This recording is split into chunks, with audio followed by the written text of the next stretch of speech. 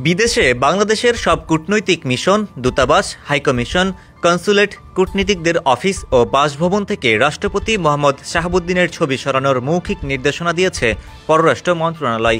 বিষয়টি নিশ্চিত করেছে পররাষ্ট্র মন্ত্রণালয় সূত্র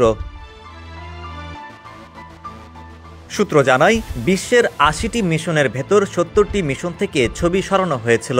অবশিষ্ট মিশনগুলো থেকে রাষ্ট্রপতির ছবি সরানোর নির্দেশ দেওয়া হয়েছে। পররাষ্ট্র মন্ত্রণালয়ের এক কর্মকর্তা জানান, এ ছবি রাখা বা না রাখা কোনো নির্দেশনা ছিল না আগে থেকে। বিষয়টি ক্যাবিনেট ডিভিশন ভালো বলতে পারবে।